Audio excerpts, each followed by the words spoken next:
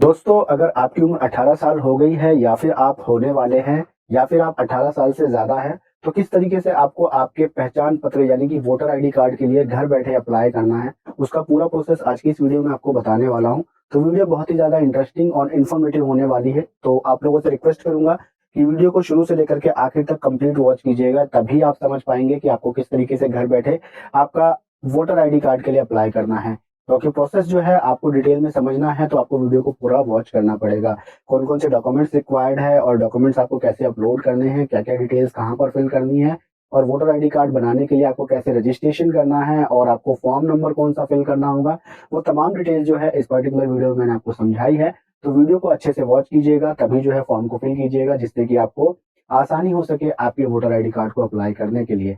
तो किस तरीके से अप्लाई करना है, उसका प्रोसेस समझाने के लिए मैं आपको लेके चलता हूँ मेरे ब्राउज़र स्क्रीन पर। वहाँ पर हम देखते हैं कि हम किस तरीके से अपने नए वोटर आईडी कार्ड के लिए अप्लाई कर सकते हैं। New voter ID card apply करने के लिए आपको सिंपली जो है इलेक्शन कमीशन ऑफ इंडिया की ऑफिशियल वेबसाइट के ऊपर आ जाना है, जो कि है voters.eci.gov.in। इस वेबसाइट का लिंक जो है मैं आपको डिस्क्रिप्शन बॉक्स में प्रोवाइड करा दूंगा। आप इजीली जो है वहाँ पे क्लिक करके इस वेबसाइट के ऊपर आ सकते हैं और वेबसाइट पे आने के बाद में सिंपली आपको साइन अप का ऑप्शन दिख रहा होगा, इसके ऊपर क्लिक करना है। तो जैसे ही आप साइन अप के ऊपर क्लिक करते हैं तो आपसे आपका मोबाइल नंबर पूछा जाएगा, आपसे आपकी एक ईमेल आईडी डालने के लिए कहा जाएगा और ये ईमेल आईडी ऑप्शनल है, आप डालना चाहें तो डाल सकते हैं, अदरवाइज इसको छोड़ भी सकते हैं। और उसके बाद जो है आपको ये जो कैप्चा शो हो रहा है, इस कैप्चा को डाल करके कंटिन्यू के ऊपर क्लिक करना है। तो जैसे ही आप मोबाइल नंबर, ईमेल आईडी और कैप्चा डाल करके कंटिन्यू के ऊपर क्लिक करते हैं तो नेक्स्ट ऑप्शन में आपसे आपका नाम, आपका लास्ट नेम और उसके बाद जो है आपसे एक पासवर्ड पूछा जाएगा। पासवर्ड में जो है आप आपका कैपिटल लेटर, स्मॉल लेटर और स्पेशल कैरेक्टर विद न्यूमेरिक्स डाल सकते हैं और ये कम से कम 8 कैरेक्टर का होना चाहिए।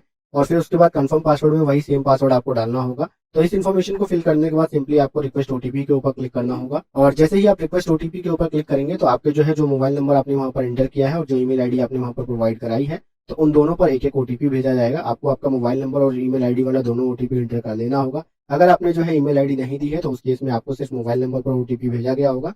आप अपने ओटीपी को एंटर करने के बाद खुद को वेरीफाई पे क्लिक करके वेरीफाई कर लेंगे और जैसे ही आप खुद को वेरीफाई के ऊपर क्लिक करके वेरीफाई करते हैं तो आपके सामने कुछ इस तरीके का मैसेज शो होगा, you are successfully signed up, kindly log in with your new credentials. यानी कि आप सक्सेसफुली जो है इलेक्शन कमीशन ऑफ इंडिया की वेबसाइट पर साइन अप हो चुके हैं। अब आपसे लॉग इन करने के लिए कहा जा रहा है, तो आपको सिंपली लॉग इन के ऊपर क्लिक करना है। तो जैसे ही आप लॉग इन के ऊपर क्लिक करते हैं तो आपके सामने यहाँ पर लॉग इन पेज ओपन होकर के आ जाएगा, जिसमें कि आपसे कहा जाएगा या तो आप अपना रजिस्टर्ड मोबाइल नंबर डालें, आपकी ईमेल आईडी डालें या फिर आपका वोटर आईडी कार्ड नंबर डालें। तो यहाँ पर आपके पास आप fresh voter ID card apply करने जा रहे हैं, तो दो ऑप्शन आपके पास बचते हैं, जो कि है आपके पास या तो आप अपना मोबाइल नंबर डाल सकते हैं या आप अपनी ईमेल आईडी। तो जो भी इन्फॉर्मेशन आप फिल करना चाहें आप अपने हिसाब से यहाँ डाल लीजिएगा। आप अपनी इन्फॉर्मेशन डालने के बाद में आपको आपका पासवर्ड डालना होगा। उसके बाद ये जो कैप्चा शो हो रहा है, इस कैप्चा को डालेंगे और रिक्वेस्ट ओटीपी के ऊपर आप क्लिक कर देंगे। जैसे ही आप रिक्वेस्ट ओटीपी के ऊपर क्लिक करेंगे तो आपके रजिस्टर्ड मोबाइल नंबर पर एक ओटीपी भेजा जाएगा। उस ओटीपी को आपको यहाँ एंटर कर लेना है एंड वेरीफाई एंड लॉगिन के ऊपर आपको क्लिक कर देना है। जैसे ही आप खुद को वेरीफाई करके लॉगिन कर लेते हैं तो आपके सामने जो है इलेक्शन कमीशन ऑफ इंडिया का होम पेज ओपन होकर के आ जाता है। यहाँ पर आप देख पा रहे होंगे आपको आपका नाम शो हो रहा है और नया वोटर आईडी कार्ड अप्लाई करने के लिए सिंपली आपको यहाँ पर नीचे फॉर्म्स दिखाए गए हैं, यानी कि ये तमाम चीजों के अलग अलग फॉर्म है। और नया वोटर आईडी कार्ड अप्लाई करने के लिए आप यहाँ देख पा रहे होंगे new registration for general electors. आप जो है अगर नया वोटर आईडी कार्ड बनाना चाहते हैं तो फॉर्म 6 आपको भरना होगा।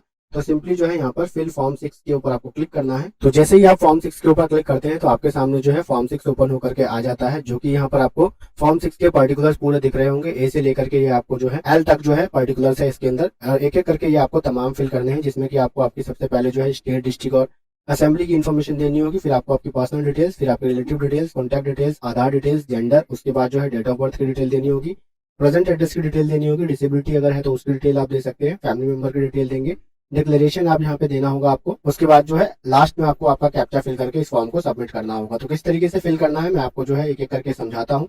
यहाँ पर सबसे पहले जो है ए सेक्शन में आपको बोला जा रहा है आप अपना स्टेट, डिस्ट्रिक्ट और असेंबली को चूज करें।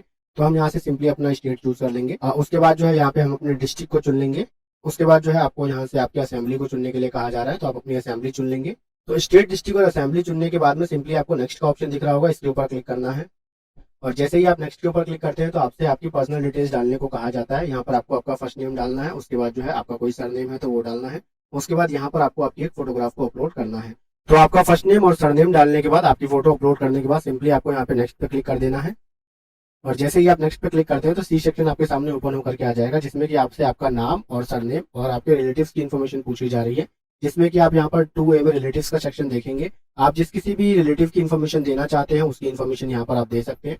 मेरे केस में जो है मैं यहाँ पर जो है फादर को चूज करता हूँ और यहाँ पर जो है आपको आपके फादर का नेम डालना होगा और अगर आप मदर चूज करते हैं तो मदर का नाम डालेंगे, ठीक है। तो यहाँ पर हम अपने फादर का नेम पुट करते हैं, उसके बाद जो है हम नेक्स्ट पे क्लिक करते हैं। तो फादर नेम डालने के बाद सिंपली नेक्स्ट के ऊपर क्लिक करना है। उसके बाद जो है आपसे यहाँ पर आपकी जो है इन्फॉर्मेशन मांगी जा रही है, कॉन्टैक्ट डिटेल्स, यानी कि आप अपना मोबाइल नंबर और अपनी ईमेल आईडी प्रोवाइड कराएंगे। तो हम यहाँ पर अपने मोबाइल नंबर और ईमेल आईडी को एंटर कर देते हैं। मोबाइल नंबर और ईमेल आईडी डालने के बाद आपको सिंपली नेक्स्ट के ऊपर क्लिक करना है, और जैसे ही आप नेक्स्ट के ऊपर क्लिक करते हैं तो आपके सामने यहाँ पे आपकी आधार की डिटेल्स को मांगा जाएगा। तो सिंपली आप अपने यहाँ पे आधार नंबर को क्लिक करके जो है आपका आधार नंबर को जो है यहाँ पे वेरीफाई कर लेंगे। उसके बाद आपको सिंपली नेक्स्ट के ऊपर क्लिक करना होगा, और आधार डिटेल्स को वेरीफाई करने के बाद सिंपली आपके सामने जो है आपका जेंडर चूज करने के लिए कहा जाएगा। तो आप अपना जेंडर चूज करेंगे, और जेंडर को सिलेक्ट करने के बाद सिंपली आपको नेक्स्ट के ऊपर क्लिक करना है। उसके बाद जैसे ही आप नेक्स्ट पे क्लिक करते हैं तो आपको आपकी डेट ऑफ बर्थ डिटेल्स डालने के लिए कहा जाएगा। यहाँ पे आप अपना डेट ऑफ बर्थ चूज कर लेंगे। उसके बाद जो है डेट ऑफ बर्थ के प्रूफ में आप यहाँ पर जो है यहाँ पे self attested copy of document supporting age proof आपको अटैच करना होगा।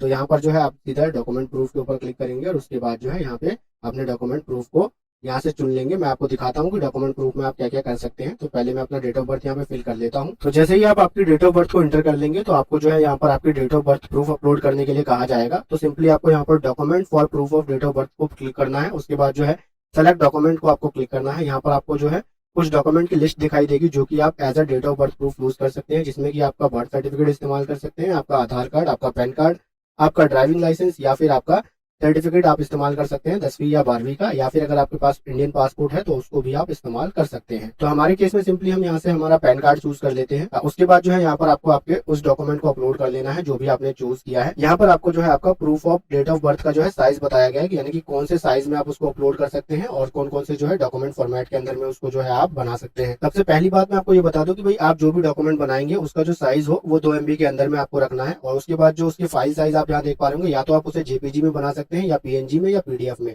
तो इन तीनों फाइल फॉर्मेट में उसको बना करके आप 2 MB के अंदर में रखेंगे, और सिंपली यहाँ पे चूज फाइल पे क्लिक करके उसको अपलोड कर देंगे। तो date of birth proof upload करने के बाद आपको सिंपली नेक्स्ट के ऊपर क्लिक करना है, और जैसे ही आप नेक्स्ट के ऊपर क्लिक करते हैं तो आपसे यहाँ पर आपका प्रेजेंट एड्रेस पूछा जाएगा, जिस एड्रेस पर आप रह रहे हैं। तो आपको यहाँ पर सिंपली आपका पूरा एड्रेस फिल कर देना है, जिसमें कि आपको सबसे पहले यहाँ दिख रहा होगा हाउस, बिल्डिंग या अपार्टमेंट नंबर देना है। उसके बाद आपको जो है आपका स्ट्रीट, एरिया, लोकेलिटी, मोहल्ला देना है। उसके बाद जो है आपका गाँव कौन सा है वो आपको डालना है।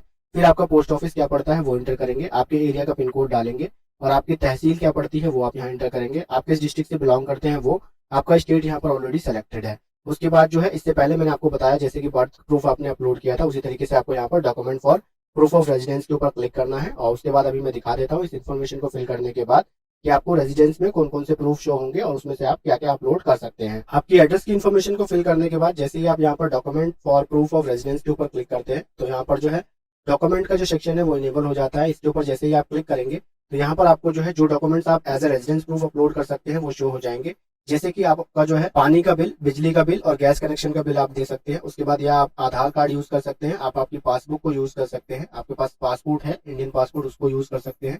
उसके बाद जो है आप यहाँ पर रेवेन्यू डिपार्टमेंट के थ्रू जो है आपको कोई जमीन दी गई है तो उसका इस्तेमाल आप कर सकते हैं। उसके बाद जो है कोई आपके पास रेंट एग्रीमेंट है तो उसको इस्तेमाल कर सकते हैं, या फिर आप जो है सेल डीड को भी यूज कर सकते हैं। तो इसके अंदर में से आपके पास जो भी डिटेल्स हो आप उसको इजिली यहाँ पर जो है लगा सकते हैं और आप उसको एज अ रेजिडेंस प्रूफ इस्तेमाल कर सकते हैं। तो हमारे केस में हम हमारा आधार कार्ड को यहाँ से चूज कर लेते हैं और यहाँ पर हम अपने आधार कार्ड को अपलोड कर देते हैं। तो डॉक्यूमेंट प्रूफ को आप जैसे ही अपलोड कर देते हैं तो सिंपली आपके सामने नेक्स्ट का ऑप्शन आएगा, आपको नेक्स्ट के ऊपर क्लिक करना है। उसके बाद जो है यहाँ पर कैटेगरी ऑफ डिसेबिलिटी आपके सामने शो हो जाएगी। अगर आप डिसेबल्ड पर्सन है तो आप अपने हिसाब से यहाँ पर आपका जो है डिसेबिलिटी क्राइटेरिया चूज कर लेंगे, और अगर कोई डिसेबिलिटी नहीं है तो सिंपली जो है आप इसको स्किप करके जो है नेक्स्ट के ऊपर क्लिक कर देंगे। उसके बाद जो है आपको जे सेक्शन में यहाँ पे आपकी फैमिली डिटेल्स को पूछा जाएगा। तो अगर आपके किसी फैमिली मेंबर का जो है वोटर आईडी कार्ड बना हुआ है तो उनकी डिटेल्स आप यहाँ पर डाल सकते हैं, जैसे कि उनका नाम, यहाँ से उसकी रिलेशनशिप चूज करेंगे और उनका वोटर आईडी कार्ड नंबर।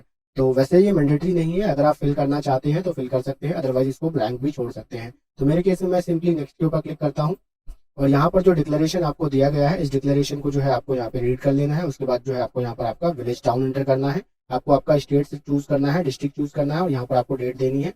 और उसके बाद सिंपली यहाँ पर जो है आपको प्लेस एंटर करके जो है यहाँ पर इस फॉर्म को नेक्स्ट के ऊपर क्लिक करना है। तो हम अपने डिटेल्स को फिल कर लेते हैं, फिर नेक्स्ट के ऊपर क्लिक करते हैं। तो जैसे ही डिक्लेरेशन डिटेल्स को जो है आप एंटर करके नेक्स्ट के ऊपर क्लिक करते हैं तो आपके सामने जो है ये कैप्चा वाला ऑप्शन शो हो जाएगा। आपको सिंपली जो है यहाँ पे कैप्चा को फिल कर लेना है, और कैप्चा फिल करने से पहले मैं आपको बता दूं एक बार इस कैप्चा को आप रिलोड कर लेंगे, क्योंकि जो है काफी टाइम से हम इस फॉर्म को फिल कर रहे हैं तो कभी कभार ऐसा होता है कि कैप्चा हम फिल करते हैं तो जो है वो सही नहीं डलता है या वो नहीं लेता है। तो हमने रिलोड कर लिया है, हमारे कैप्चा को एंटर करते हैं और सिंपली सेंड ओटीपी के ऊपर क्लिक करते हैं। तो कैप्चा एंटर करके जैसे ही हम सेंड ओटीपी के ऊपर क्लिक करते हैं तो हमारे मोबाइल नंबर पर एक ओटीपी भेजा जाता है। उस ओटीपी को हमें यहाँ पर इंटर कर लेना है। ओटीपी को इंटर करने के बाद सिंपली आपको यहाँ पर प्रीव्यू एंड सबमिट वाला ऑप्शन दिख रहा होगा, इसके ऊपर आपको क्लिक करना है।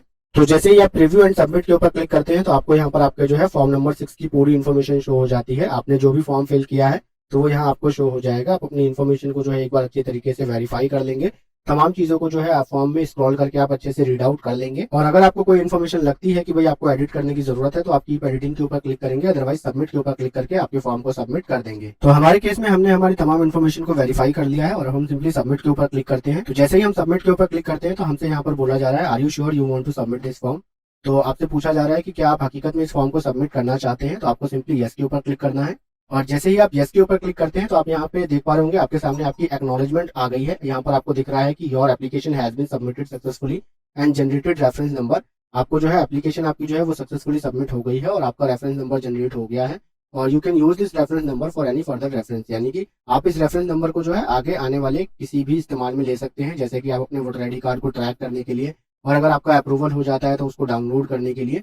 तो आपको किस तरीके से ट्रैक करना है आपके वोटर आईडी कार्ड को आपके वोटर आईडी कार्ड अप्लाई करने के बाद, या फिर अगर वो बन चुका है तो उसको डाउनलोड किस तरीके से करना है, मेरे चैनल पर ऑलरेडी वीडियो है। तो उन दोनों वीडियोस के लिंक जो है मैं आपको डिस्क्रिप्शन बॉक्स में प्रोवाइड करा दूंगा और यहाँ आई बटन में भी उसके लिंक मैं आपको दे दूंगा। तो आप उसको जाकर के इजीली वॉच कर लीजिएगा ताकि जो है आप अपने एप्लीकेशन को इजीली ट्रैक कर पाए। तो दोस्तों आई होप आपको मैं अच्छे से समझा पाया होऊंगा कि किस तरीके से आपको आपका वोटर आईडी कार्ड के लिए अप्लाई करना है। तो मेरे चैनल पर अगर पहली बार आए हैं और आपको वीडियो पसंद आई है तो फ्रेंड्स मेरे चैनल को सब्सक्राइब बटन पर क्लिक करके सब्सक्राइब कर दीजिएगा। और आपको वीडियो अच्छी लगी हो तो वीडियो को आप लाइक करके अपने फ्रेंड्स के साथ शेयर भी कर सकते हैं। अगर आपकी कोई भी क्वेरी हो इस पर्टिकुलर वीडियो से रिलेटेड तो कमेंट सेक्शन में मुझसे पूछ सकते हैं। मैं मिलता हूँ आप लोगों से अपनी नेक्स्ट वीडियो में। Till then good bye.